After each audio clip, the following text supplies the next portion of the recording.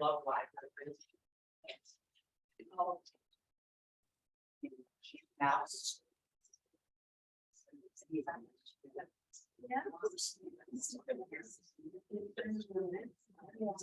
Great.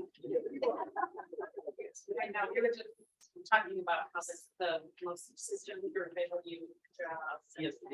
Okay, everybody, we're gonna get started. I would like to introduce our speaker tonight.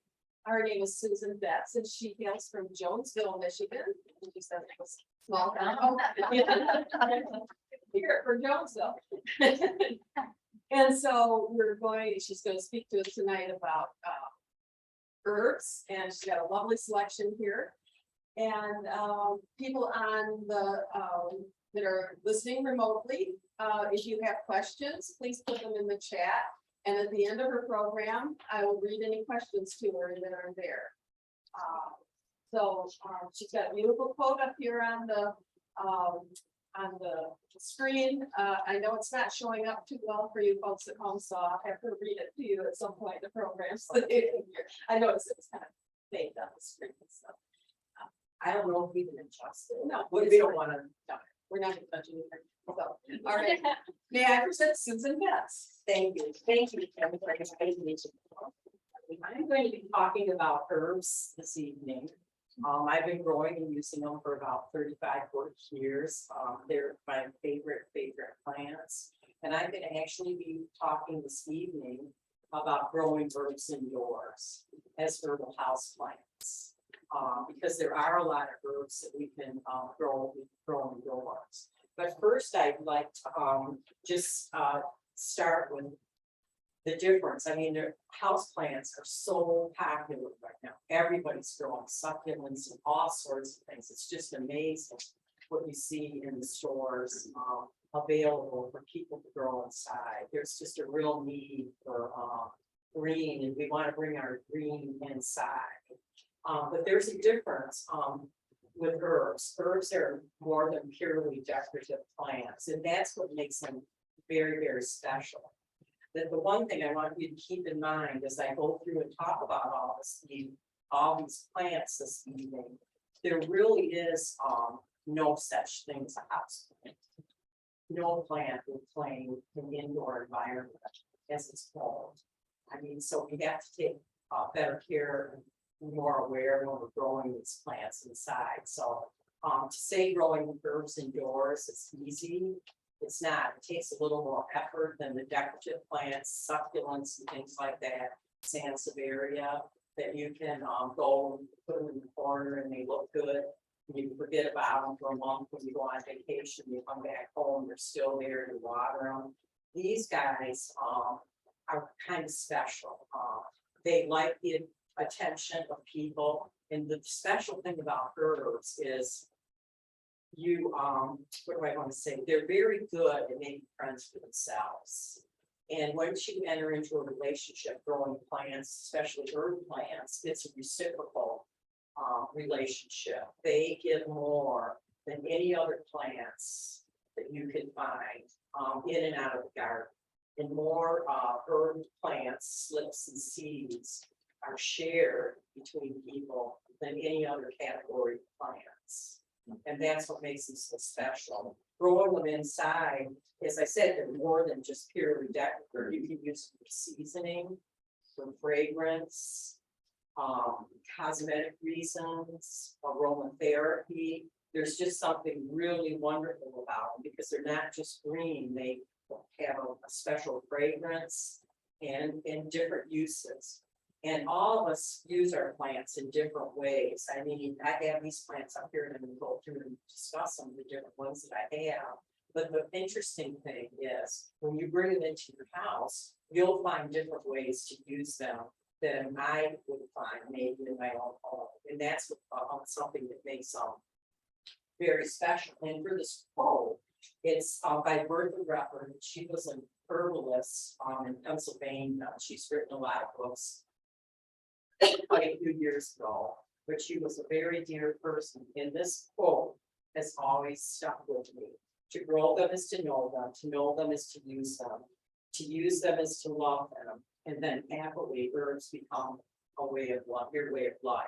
And we all actually do use herbs in one form or another. When we think about when we open up our cupboards, we get into our cosmetics.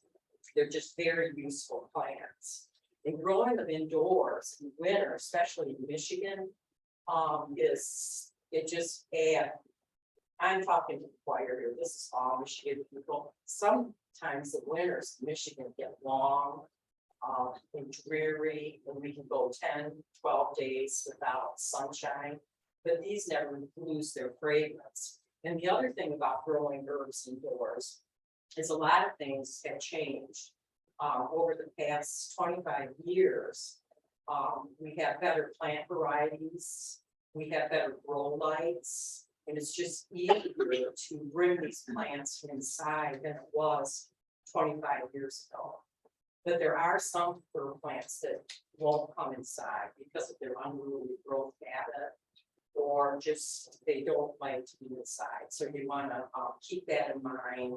The ones I'm going to talk about this evening are ones that I have grown inside over the years, brought them in and out, and I put them out in the summer and bring them in the winter. Given the diversity of plants, different herbs, you can see up here, this is just like a fourth of an inch of all the different plants. What's important when you decide to bring your plants in, and now's a really good time for this program, because a lot of people are looking at their gardens and they're looking at their plants and they're thinking, what can I bring inside for the winter to use maybe in my kitchen or just for some decorative reason. And so the important thing about growing and using herbs is you really want to know your plant's life cycle. And if you know your plant's life cycle, then you'll know better how to take care of that plant when you bring it inside. And one of the things about growing and using herbs, they appeal to each of our 5 senses, but after you grow them for so many years, you start to develop a 6th sense about these plants.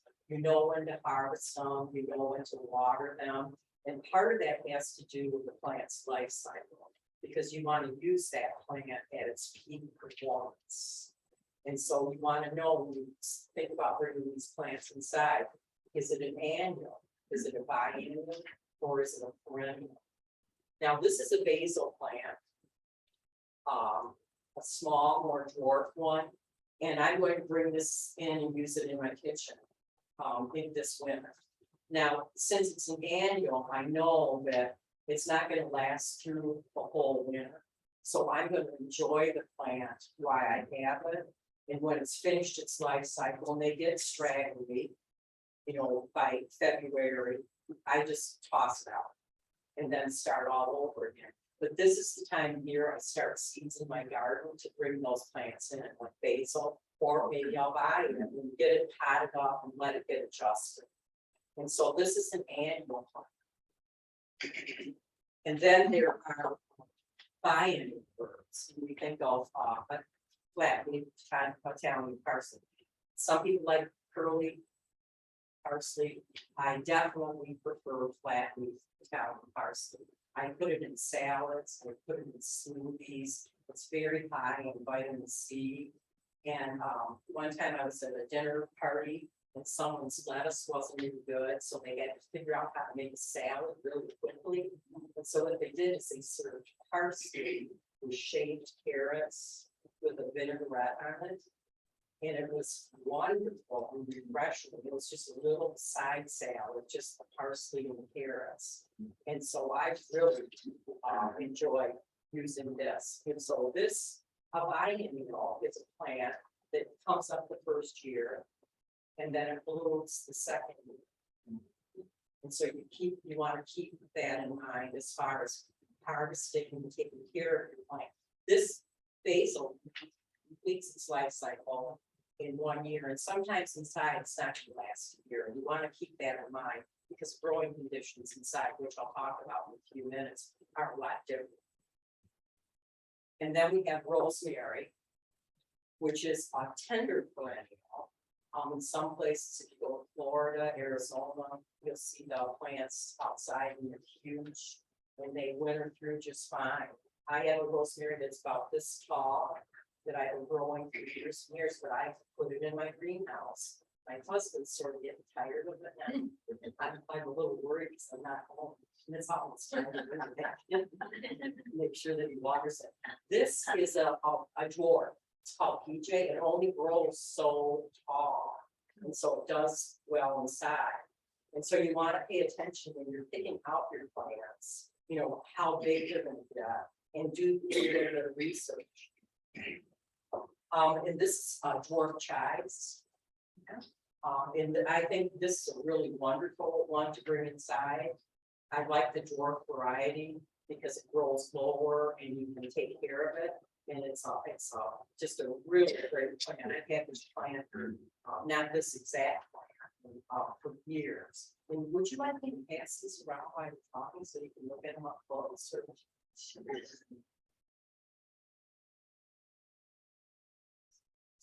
That's part of the fun.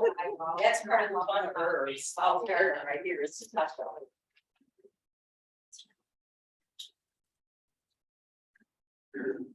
So then, so this is a tender perennial, and you need to bring it inside. So this is a French thyme that I have, an upright thyme, and I have a lot of this growing around in my yard.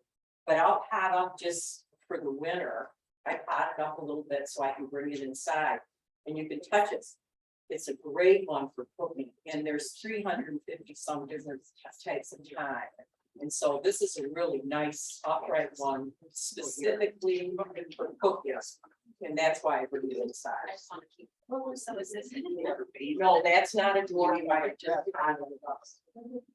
And that will get quite likely by the end of the winter.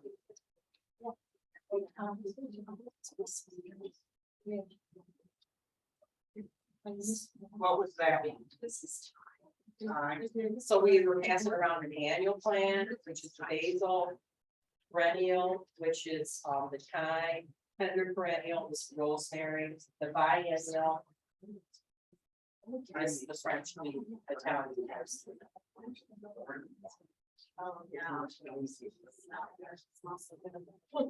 And then we have some just plain old fun plants, and I'm not going to pass this big one around. This is a patchouli plant. A patchouli plant. Yeah, does anybody remember back in 70s or 80s?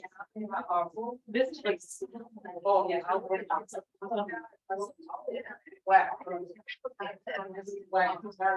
So this really actually is everybody's fancy everything around.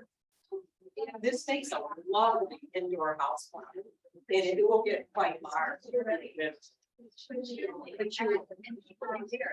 People wear it, right? So this is a plant. It does well with low light. You can bring it outside. But what I'll do is when I'm taking a shower, I can throw it in my shower, and then the leaves, the heat of the shower, the water. You can dry it. I do dry them. I make potpourri with this. This makes a lovely, lovely. It does, but it's not anything to do with it's not fragrance rather than you don't need it. I don't need it. It's a calming fragrance. But it's the interesting thing about patchouli is if you get too much of it, it will stimulate you. But if you get just enough, it's relaxed. That's patchouli. Like in tea, can you put it in the tea? I don't, and I'm not familiar with people putting that in tea. Okay. There's some, you want to know your plant. Right. Do some research on it. This I don't, but rosemary I do, thyme I do. If you like to put that in tea, thyme is great. For if you have cough or cold. It's really perennial. It's we would consider it here a tender perennial. So it's more like any. Right. Yeah, you can bring it in. What does tender perennial mean? A tender perennial is a perennial that we would grow in Michigan, that would be a perennial plant in the subtropics, or like in Arizona, or Florida, where it doesn't freeze. If we get advanced, if we get another winter, last winter, where we get 3 springs, it would be dead. Right. If you looked it up. Yeah, a lot. Yes. Apples. And this is a plant that I had it and divided it for many years. This year, as I was telling Pam, I had about 12 of them divided up, and the raccoons ripped them all out. They ate all the roots. This is cardamom. And in my book, you'll see a picture of it. It grows about this tall. And so there's people who like the palm type look of a big, huge house plant. This does very well inside, and it does very well in a more low light. But it's really fragrant, and some people, this does not produce seeds, and I know a lot of people use cardamom seed. I've never had it produce seed. But you can use the leaves if you soak them in milk and add it to a sweet bread, or a quick bread. But it's a fun plant. It's like this tall. Susan, you said something about your book. Which is yours? The Herbal Houseplants. The Herbal House. Okay, this is just a slight introduction of just a few of the plants that you can grow inside. So the one thing you want to keep in mind, like with all houseplants, anything that you bring inside, you want to think about where you're going to locate that plant. You want to know what the indoor environment is. And it's really important to look at the way that the sun shines, all the different places around your house where the heaters are at, and keep that in mind. Herbs really do like 6 to 8 hours of sunlight, most of them. There are some like lemon balm, patchouli, cardamom that will do better with less light. And plants are like people, sometimes they adjust places in your home that people wouldn't expect they would. But it's just that's the way some plants are, I think they're like people. So you want to know where the sunlight is and all the way the different ways that sun comes into your house. One of the things, as I said, a lot of things have changed over the past 25 years, but it's easier to grow herbs inside than it was 25 years ago, is because of these grow lights, LED lights. These are awesome. Online children's. Okay. Oh, So this light is, I can put it on my desk, I can move it around, and you would not believe what is available to grow plants, especially herbs indoors. And I love this. It's an LED light. When I first started growing herbs indoors, starting plants, for my garden, I would use fluorescent bulbs, huge.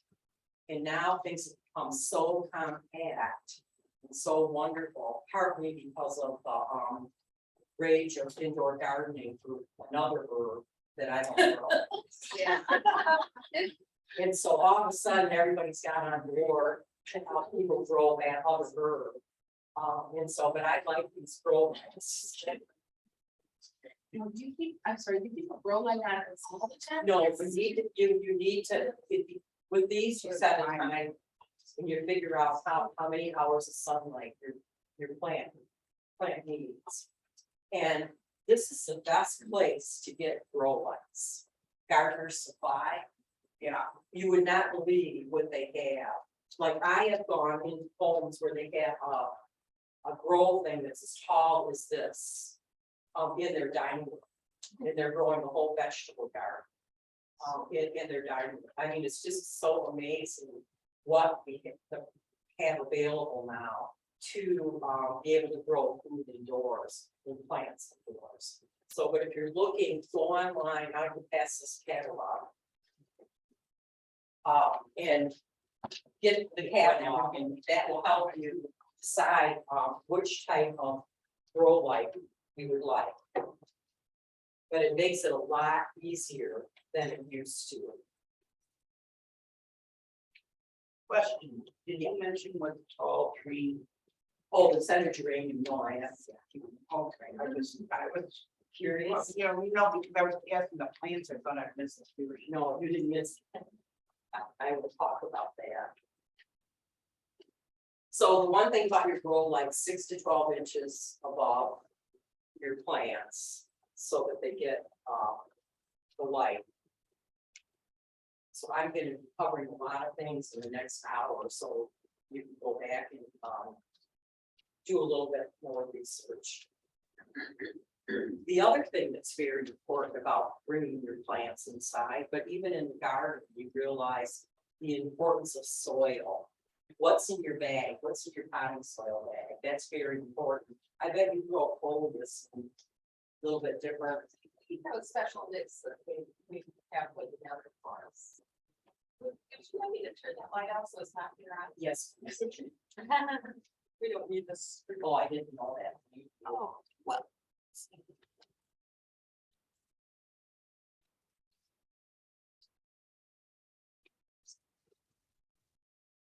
So the one thing about herbs that makes them a little bit different is they do not like wet feet.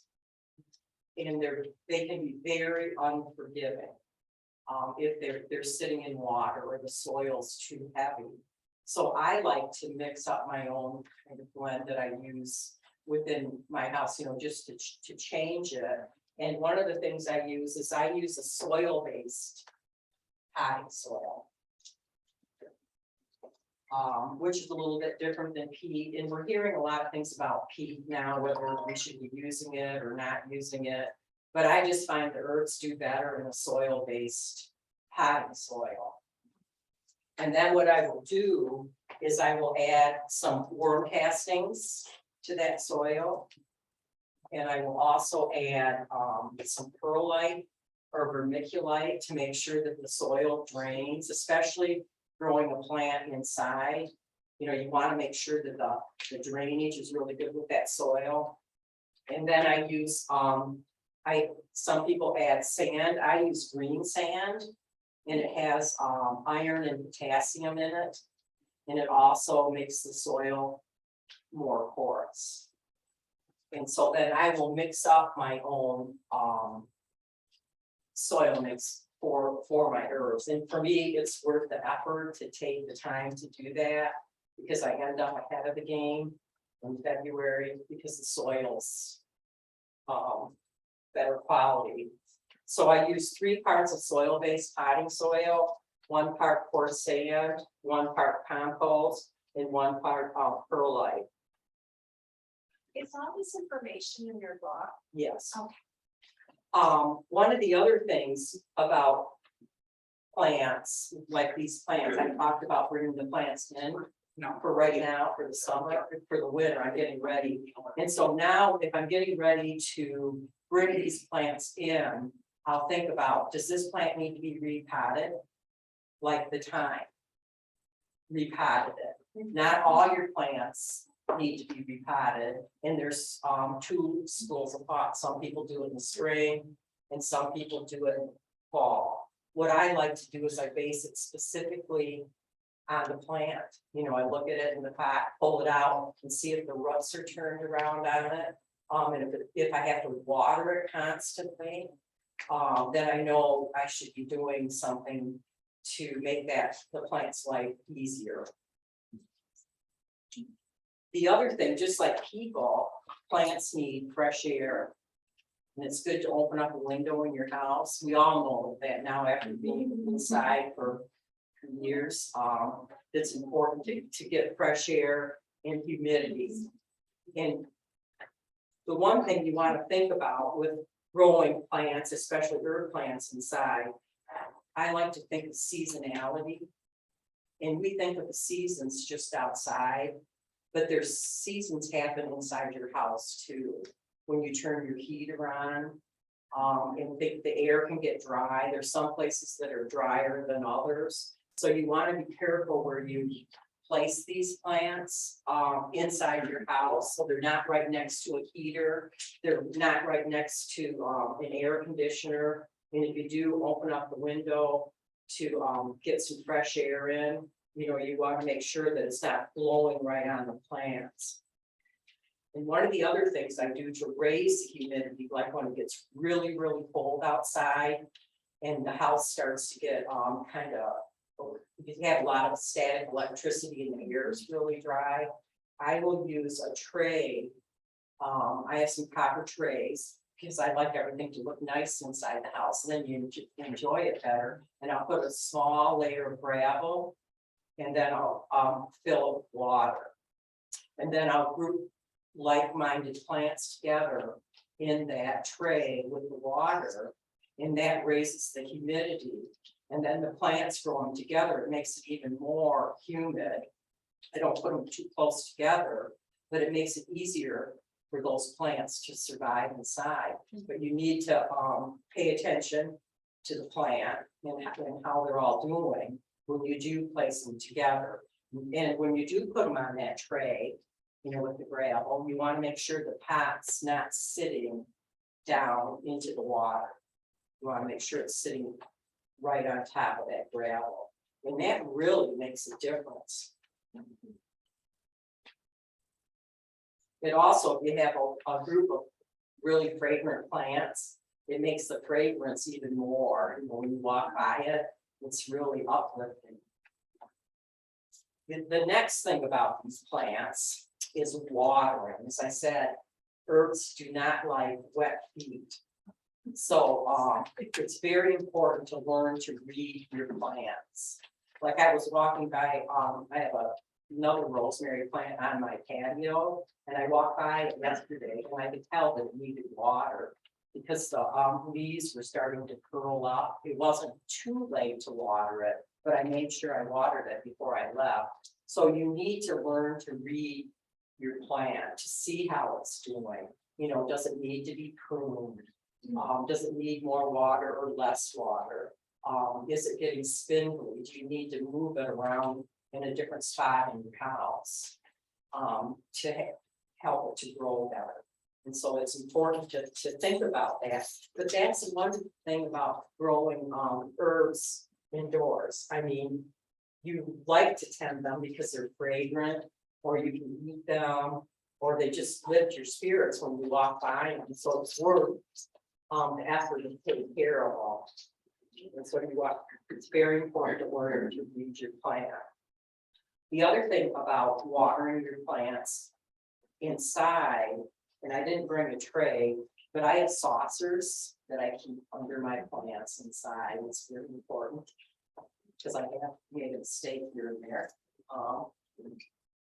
You want to water the plant so it goes all the way through. You can do is just put your finger in and see, you know, is the soil dry? You know, just a little bit, your finger down in there to see how dry it is. And if it's dry, then water it. You want to give them less water in the winter because even though they're inside, they're somewhat dormant. And then you go water your plant, water it thoroughly, and let everything drain through, and then empty that water out of your saucer. Throw it away. Don't put it back in because that's not good for your plant. Because the soil leaches up all the salts and things like that. I just leave the water in it. Well, you want to remove I it. never thought about it. Sometimes we don't think about that stuff, but it's just like even in the garden, you think about good gardening's doing what should be done, when it should be done, whether you feel like doing it or not.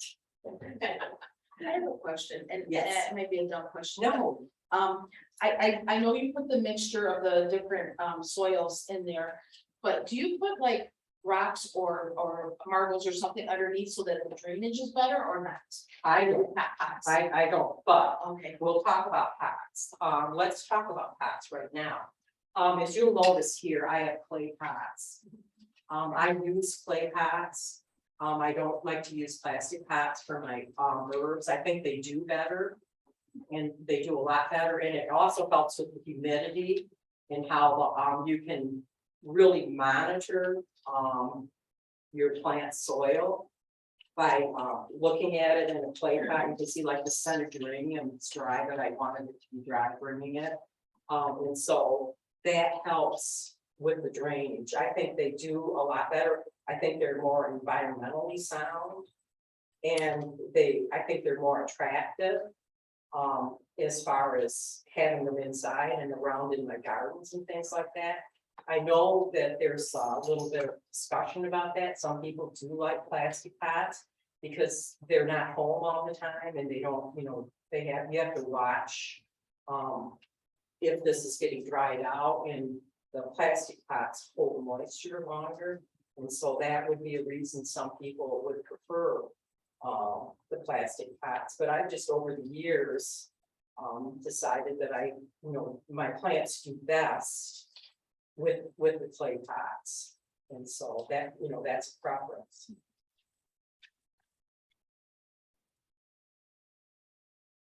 The area, you said that's a geranium. Are you? Yeah. Okay, that's so beautiful. Okay.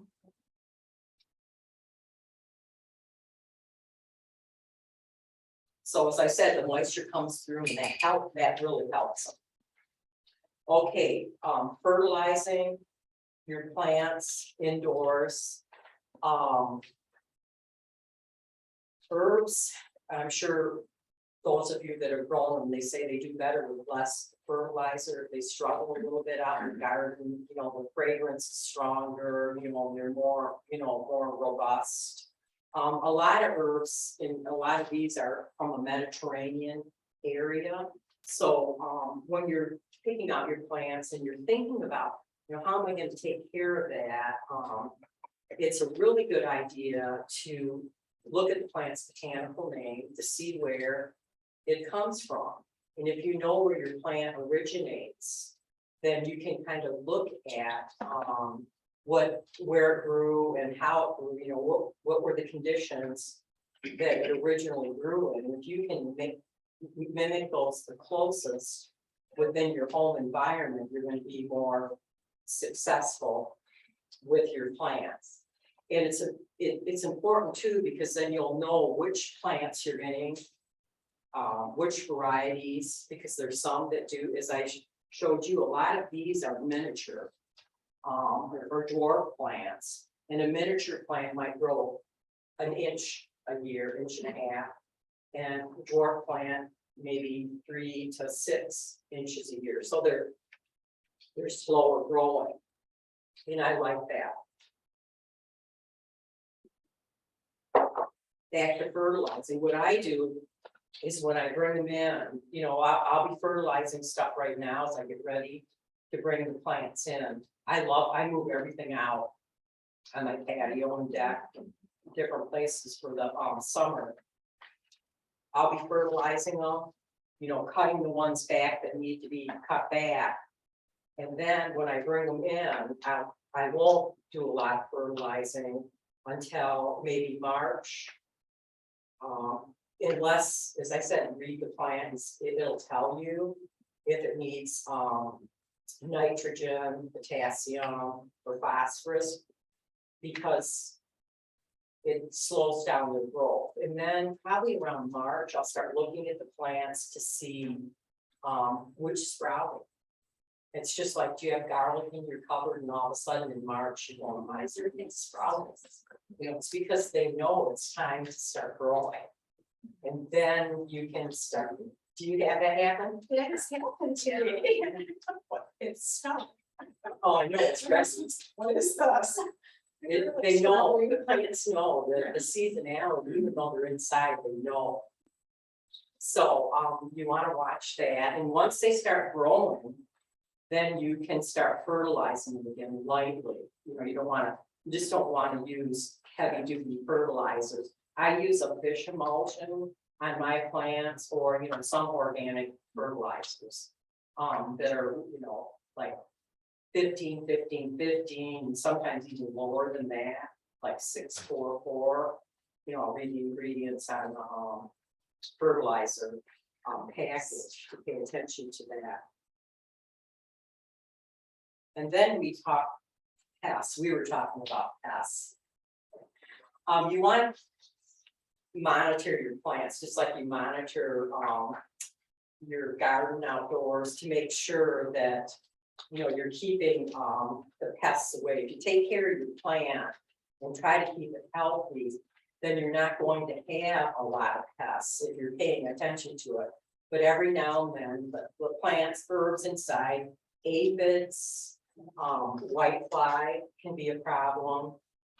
The gnats, you know, in the wet soil in your house, you'll look and you'll see these little gnats coming up. And so you want to watch for those. And I use like a real simple, spray that I found by accident, and it works really well in my house. It was my husband's window cleaner. And so, and I've been using this for a long time, okay, so. It's a gallon of distilled water, a half a cup of isopropyl alcohol, 3/4 cup of ammonia, and about a teaspoon dish soap. Now mix that all up and put it in a sprayer. And the reason I discovered it is because I have a large bay tree that I like to bring inside, and it started getting like a mold on a scale. And I didn't like that because it was black.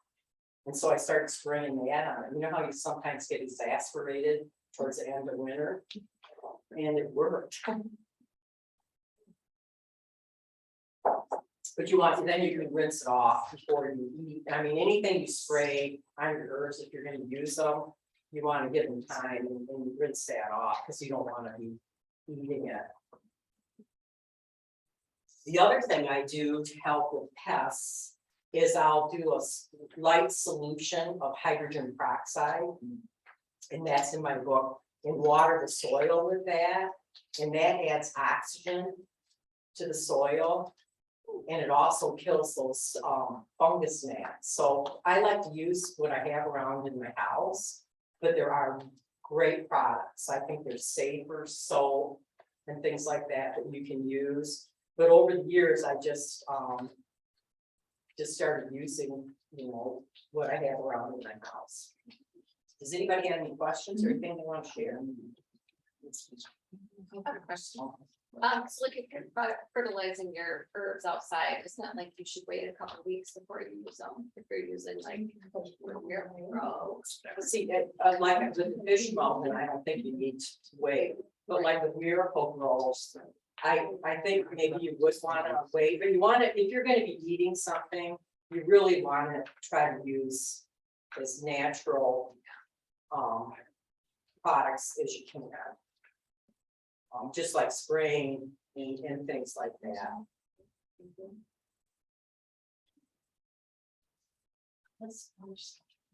One of the other things that this is different from regular house plants is you have to keep your plants pruned.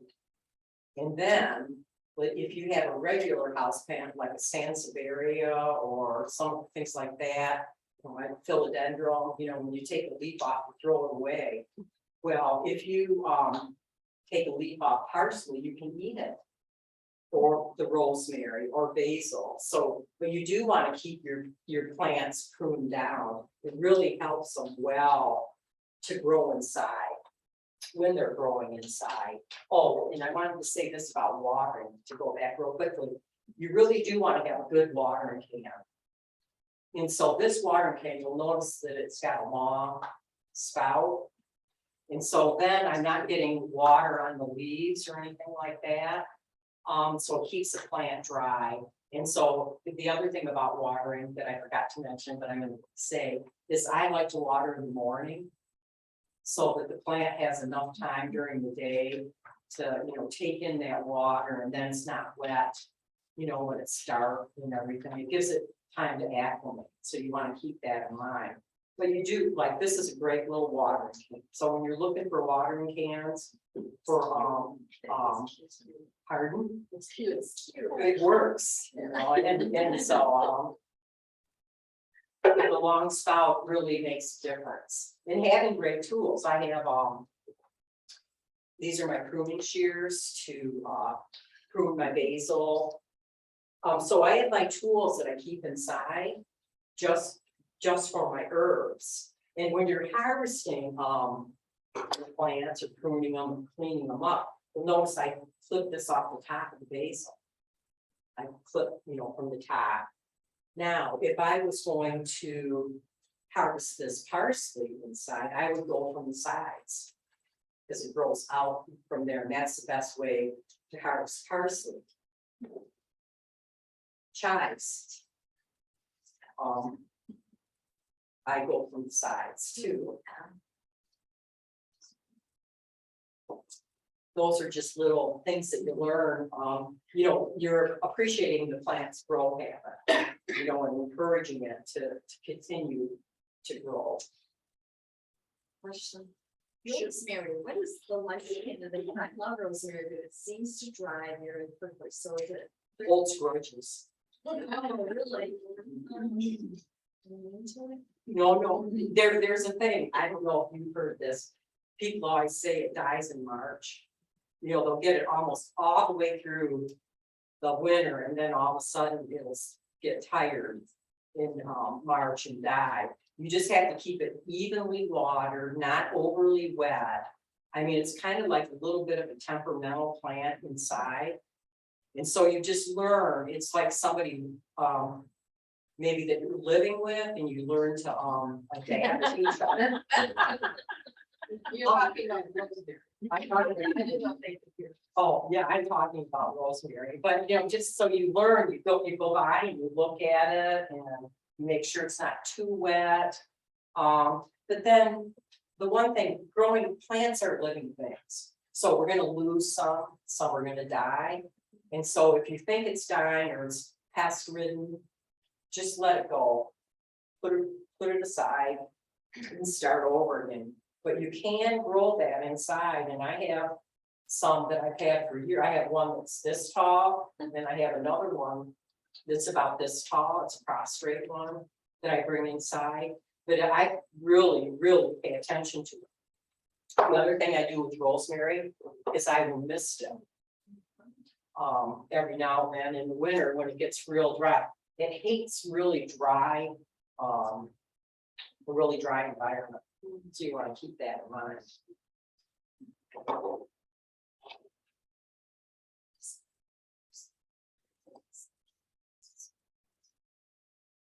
What's the plant you just cut between the patchouli and the, is that? This, I just brought it along. It's a dwarf plant and it does grow, you can grow it inside. It's called sweet woodruff. Are you familiar with sweet woodruff? It's a lovely ground cover, herbal ground cover, and it dies to the ground in the winter and comes back in the spring. But this is a dwarf one, and I have one that's quite, it's a real spready ground cover in my yard. But I like this just because it was fun and it was a dwarf plant. In Germany, I'm sure you've heard of May wine. They put the flowers in the wine and some of the leaves to flavor it. And so it's a special, special ground cover that you can use. That's the other thing about growing herbs. They're wonderful multitasking plants. They do more than one thing. They're more than a pretty face.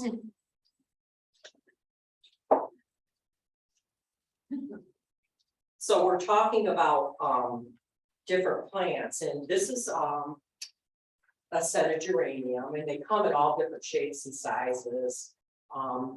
Fruit scented, rose scented, pungent, if you've never heard of them. Well, the Victorians grew them, and they're a lovely fun plant. I have a lot of them, and so does Pam. You can use them I'll pass some of this. This is lemon crispum, and the Victorians would use this in finger bowls. At their dinner table, because it would add a nice lemon fragrance to the water. Yeah.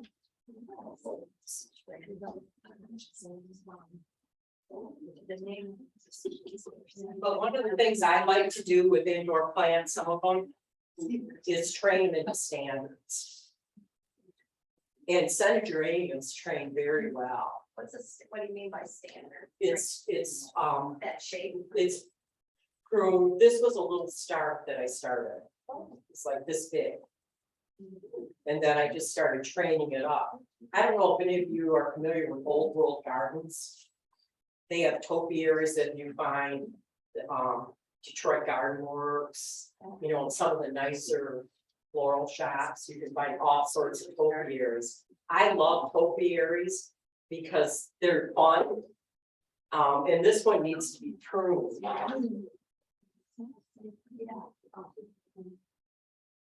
And there's a chapter in my book all about Senate geraniums and training them into standards. This would also make a simple syrup. A lemon scented simple syrup. Does anybody here make simple syrups? Yeah. I know they're popular in martinis and things like that, but this, if you wanted to do a herbal simple syrup for a martini or some kind of beverage, or you can use them in cookies or breads or things like that.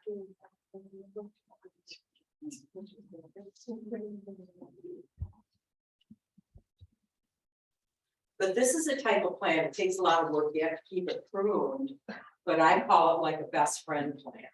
It's worth it to me to take the time to keep this plant pruned, bring it in and make sure that it's okay. And then there's other good friend plants that you could grow, and I didn't bring one, but lemon verbena, quartz to the mint. I find these, I'll find the right window for. Put them in the window. Well, there's certain plants that you make the environment perfect for them. They're like a guest, and that's maybe what you should do with your rosemary. So you make sure that environment for that plant is correct. You know, just like when you have like a special person come to your house. So there's plants like that, and I call them good friend plants. And then there's some herbs, and we were talking about, there's some plants like at Christmas time, you'll see rosemary and things like that, lavender. Topiaries, a lot of lavender topiaries at Christmas time, you bring them in, you can use them just like you would get a fresh flower arrangement. They're here, you enjoy them. When they're done, they're done. You move them along and bring something else in. And that's part of the fun of indoor gardening with these plants. And then there's like the hardy long-lived ones, like this cardamom. Bring it inside, doesn't hold a grudge, put it in a window, you know, with not so much bright light. It's pretty and it does what it's supposed to do. It's just purely decorative, and that's why you have it. And so you can look at all these different herbs and see exactly how you would like to use them. And then, as I said, look at your house. Propagating them, there's some of these plants you can start from seed. And some of the annuals are really easy to grow from seed. And I'm going to use cilantro as an example. I personally don't like it so much. And some people really love it. But supposedly there's a gene that people have that makes them not like them. So maybe I have a gene. So, but when you're looking to choose your plants, you can grow a lot of herbs from seed, especially the annuals. And I found over the years, growing plant annuals from seed, they actually do better for me. I don't know how you found that.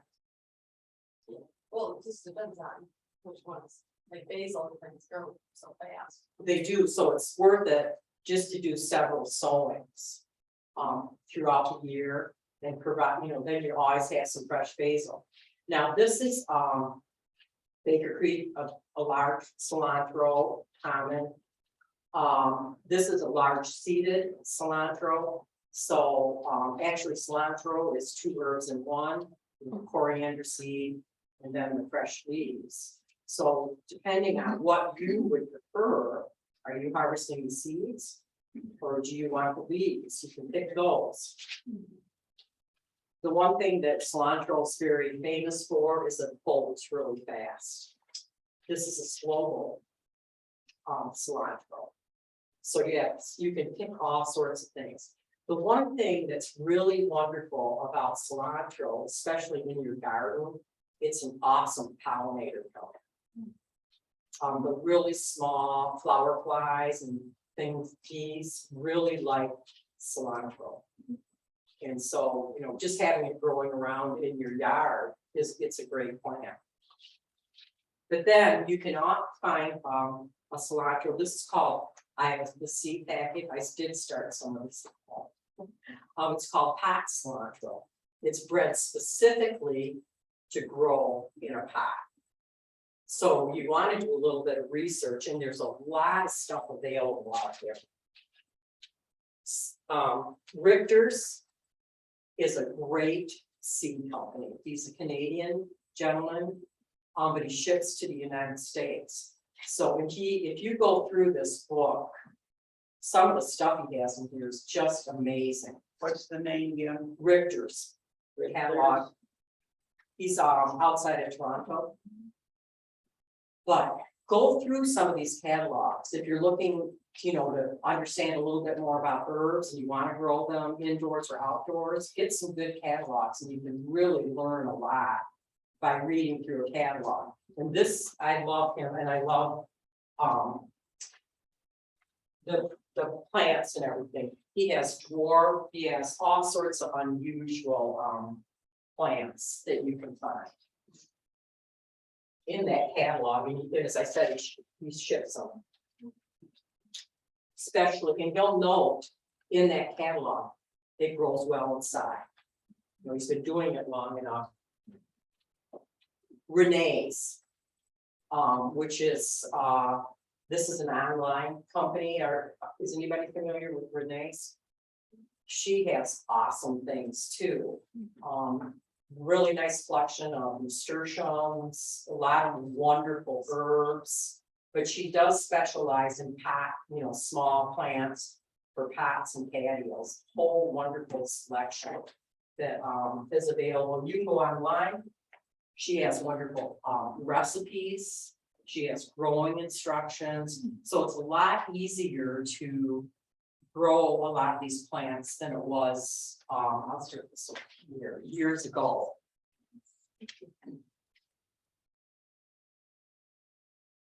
And then when you're looking for plants and seeds, Select Seeds is another great one. Another company that I really like is Botanical Interests. Really unusual seeds, herbs, and plants. But one of the things about growing and using herbs, it's a really good, any kind of gardening, to keep a journal and know what does well and what doesn't do well in your house or in your garden. You can go online and get this journal. And it's a great little journal.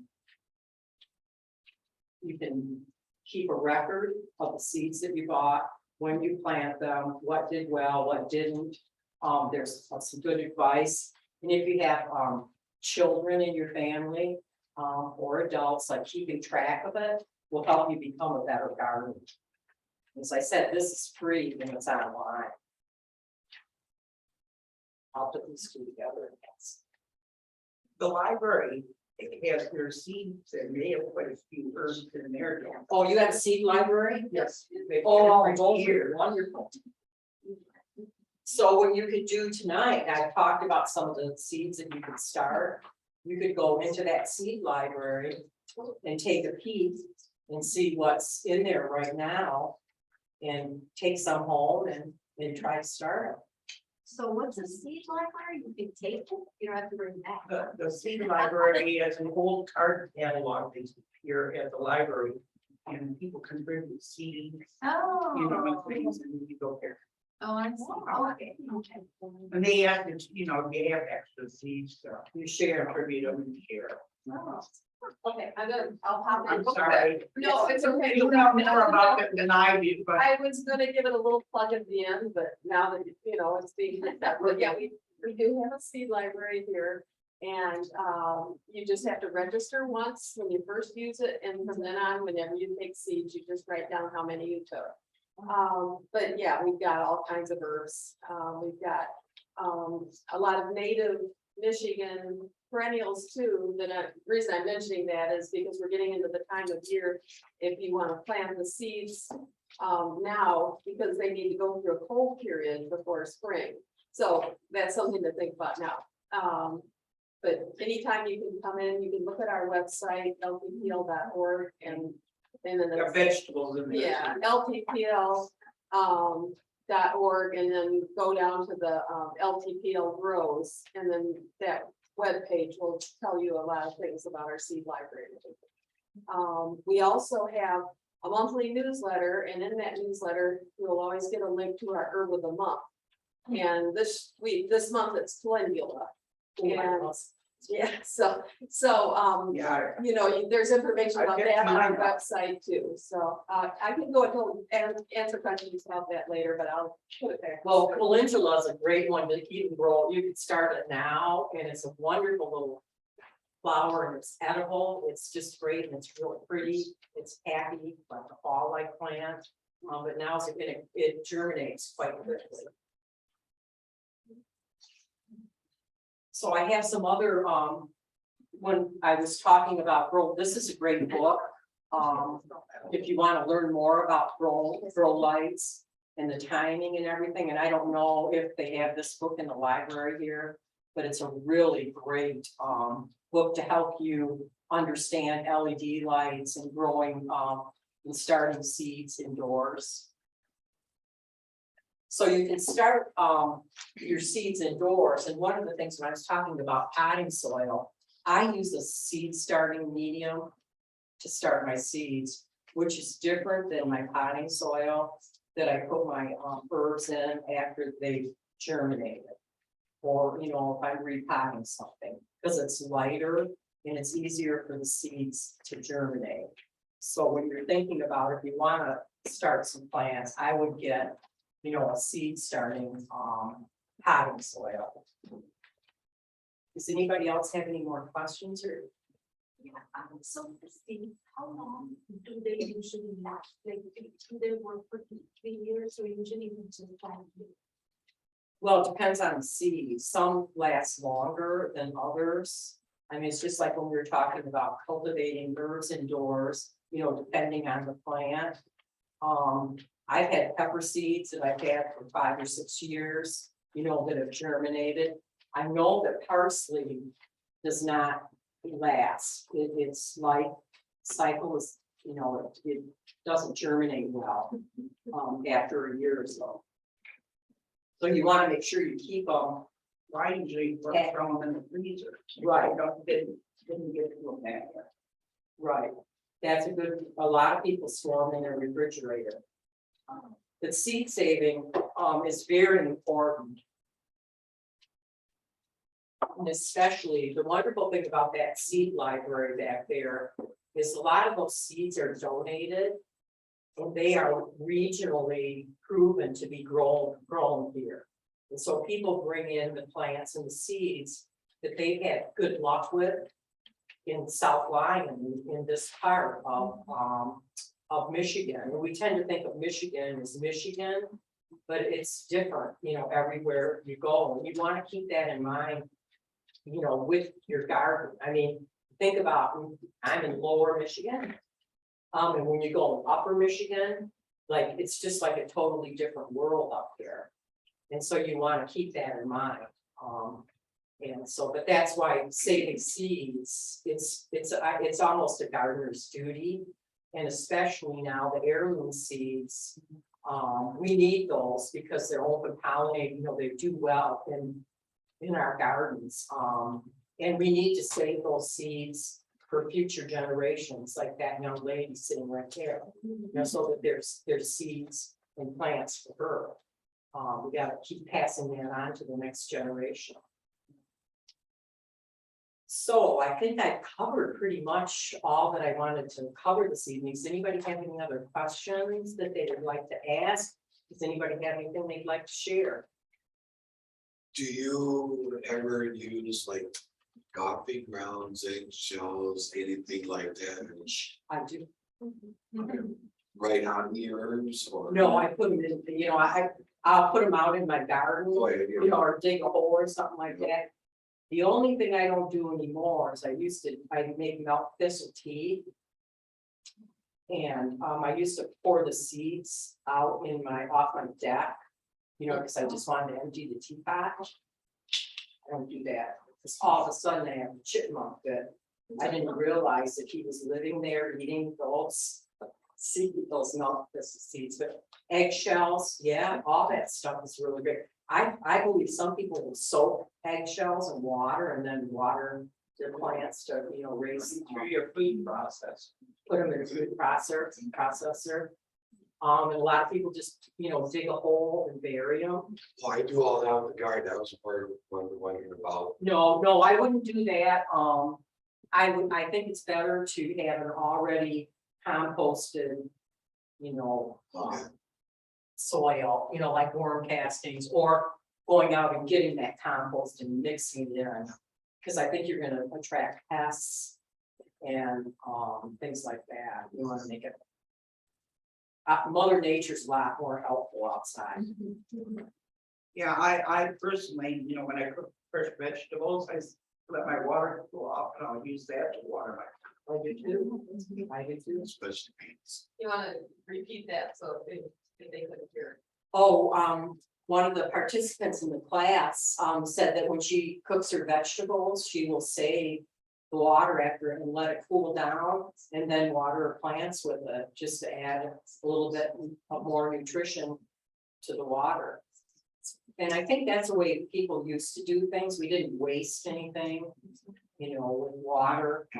It's a wise way to do My that. junk drawer says I still don't waste meat. We've got a couple of questions about bringing in herbs from the indoor, from outdoors. Good question. Okay, so now I'm thinking about bringing these plants in, getting ready to bring them. So what I'll start doing now is I'll start using my spray and spray those plants about once a week to make sure that there's no pests, in the soil after they've been outside all summer.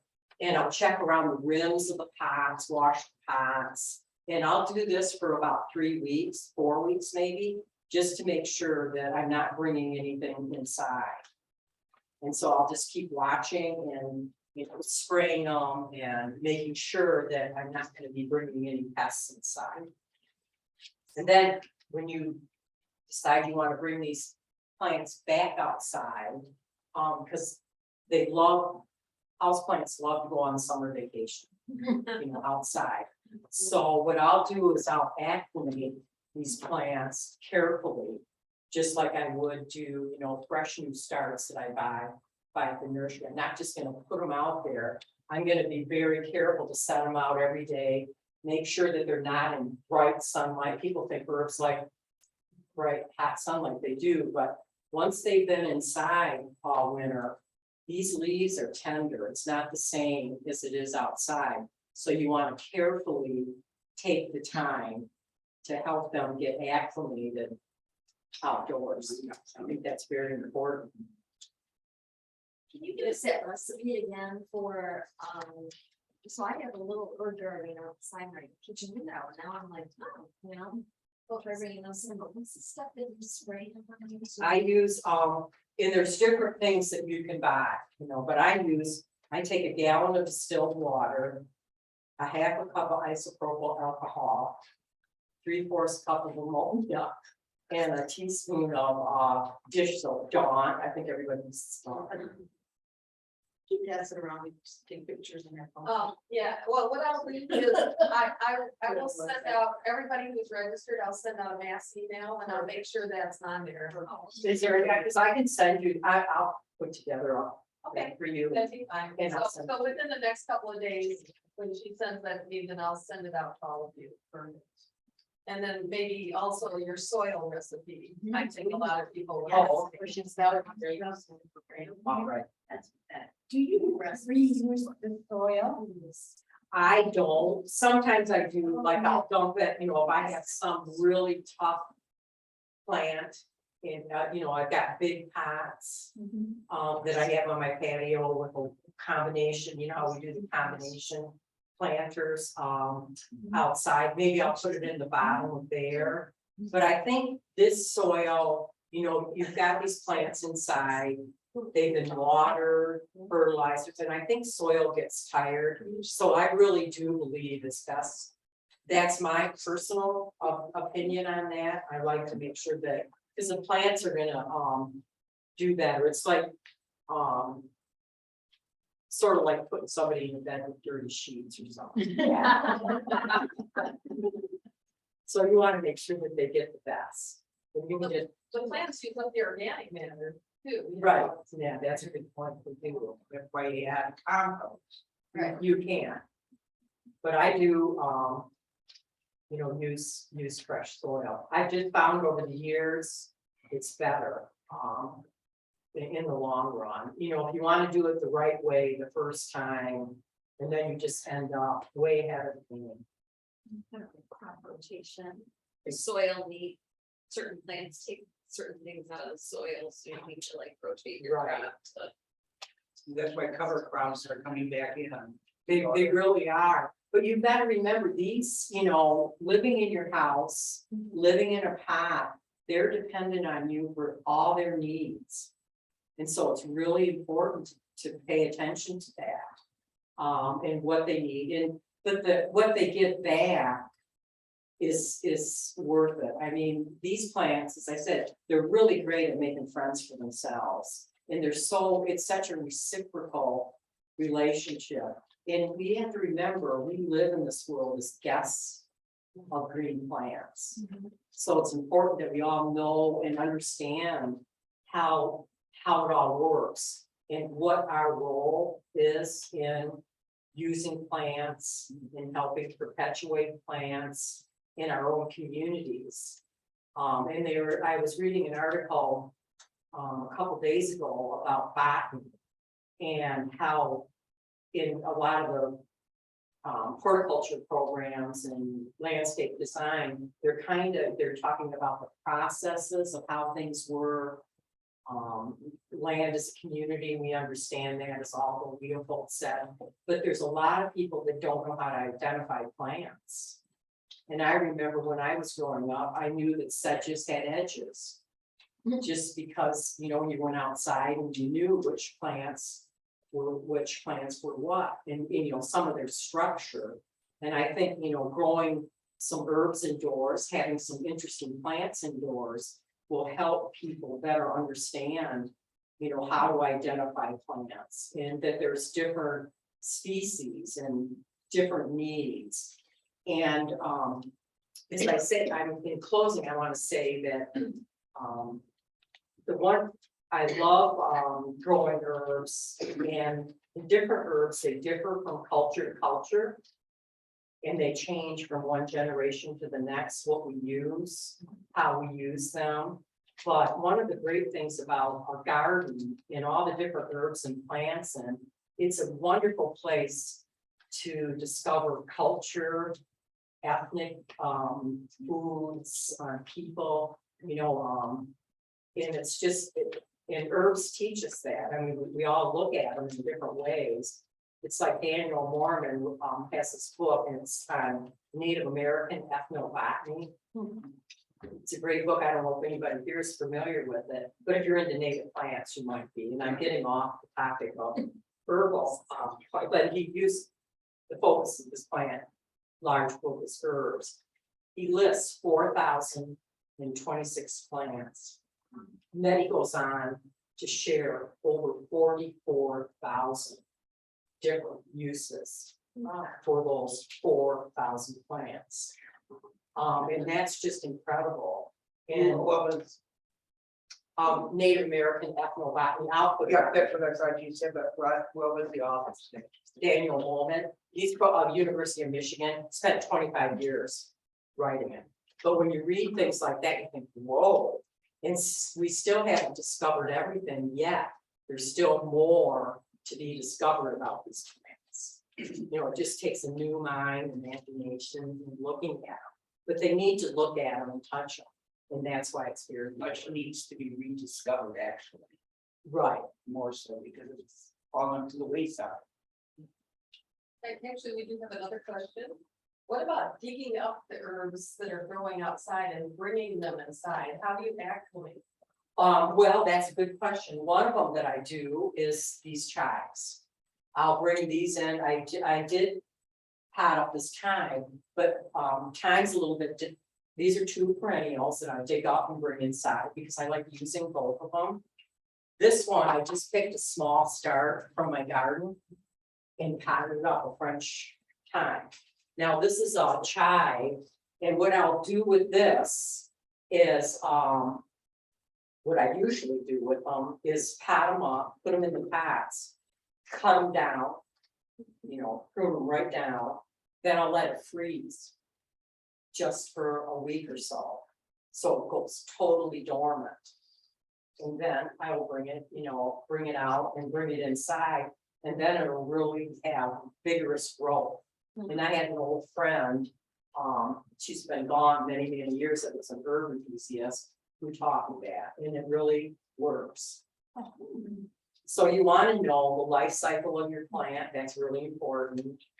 And that will help you deciding when you dig them up to bring them in. So in answer to the question, I do two different things.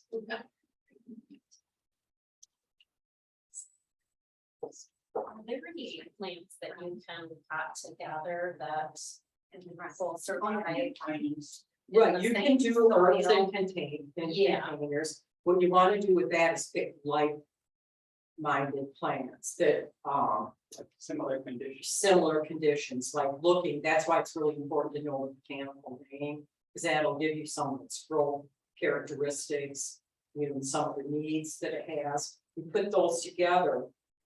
The one thing about growing them all together, they're gonna outgrow that pot. So it's worth the effort, it's fun, but then it's like tending an indoor garden. You're gonna have to pull some of them out when stuff starts to spread. Some will do better than others. And so it's they're more short-lived, I would say, growing it in all together in a pot. For my ease, I do everything separately, but there are some really beautiful container gardens, and I'm trying to think of the name of the catalog company, White Flower Farm sells them, you know, like it's whole container together, but you have to, you know, maintain that. That's a good question too. Would you speak about your book a little bit? Oh, yeah. You also have some to sell. This. I wrote it during COVID. It was a good time to do stuff. And I thought it was time. I was inspired by Adele Simmons, who was an herbalist back in the 50s, 60s, and 70s. Wonderful lady, just creative and all the different ways you could use herbs. And she had a book called Indoor Herb Garden, and she described growing herbs indoors, and that was published in 1968. And I still have it. You have it. I love it, because I like the way that she wrote it. Yes. And I thought, wow, you know, now's the time to revisit that idea because of the grow lights, the dwarf varieties, you know, all the different wonderful things that have happened in the past, what, 25, 30, 40 years with plants and horticulture, with breeders, all the things that are available now, that so we can grow these wonderful plants indoors. And she talked about the traditional ones, and she did bring them in her house. I mean, it was a pretty interesting place. So, and that's what inspired me. Then I went through and started looking and seeing which ones I grow inside. So I started looking around, well, I do grow them inside, but there are some herb enthusiasts will say, I don't bother, I like them in my garden. When I'm done with the gardening season, I'm done. I don't want to bring anything indoors. I'm ready for a different season. But I have to have. So that's what inspired me to write it. And it goes through, and it talks about plants for flavor, you know, for cooking. And then, you know, fun plants for fragrance, and then just some of the, fun plants that you can grow indoors that are just interesting. And then I also, included the language of flowers, and then tidbits of folklore. One of the things about plants, I think that I love the best is folklore. That you can read, from different culture to culture, and, you know, from one time to the next, the magical abilities and all the different things that people have done with plants. You know, you think about Jack and Beanstalk and, hens and chicks. You know, they used to plant those, and that makes a nice house plant succulent. They used to plant those on, roofs, you know, to deter lightning and, so, you know, there's a lot of fun things about plants that you can learn, especially herbs, and that's what inspired me. They ever talk about medicinal use at all, like This calming effects or anything? I would, that's not my area of expertise, and that's a really good question. I tend to be, very careful. This has stuff in it that's safe. And I know that it's safe.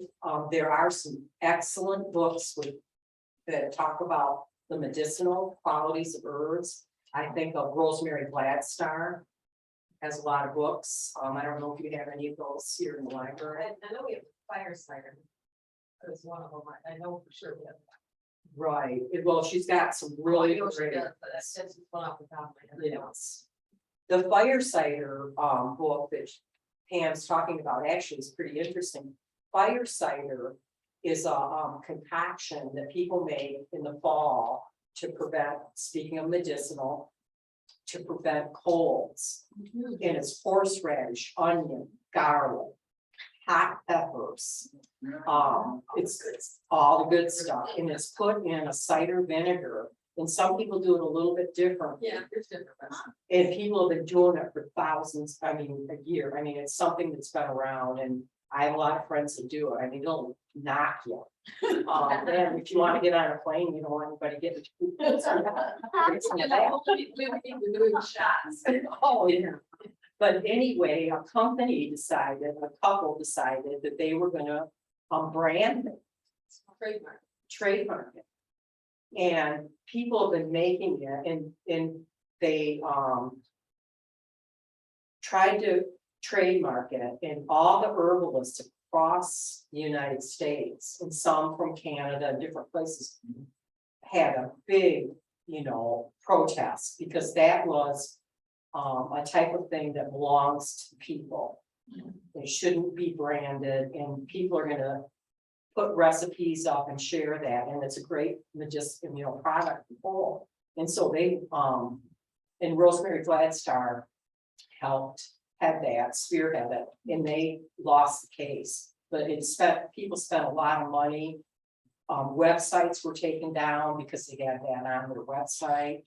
And that's the thing about herbs, there's so many different ways to use them, and people have been doing it for centuries. And so nothing should be trademarked. I mean, so. What was the name of that concoction? Fire cider. Fire cider, and it's, Cider? Oh, cider, yeah. yeah, Cider. you in the book. Cider vinegar, so that's. The big ones that I use at home, usually I find those orange reddish one. I like the ones that you have. Are those singular gray parts, or is it just colors different? Oh, shit, the gray versus the orange. I hunt for them, that's part of my enjoyment of growing the plants. The pots are fun, to look for, but most of these, I think I got from Old World Gardens.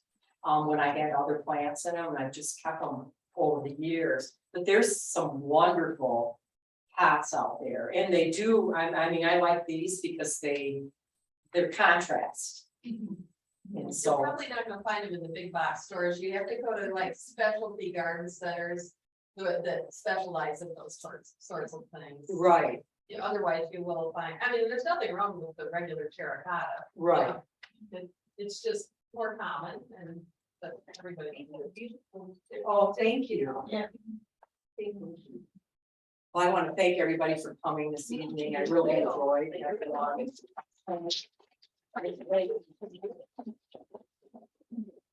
Planning a girlfriend.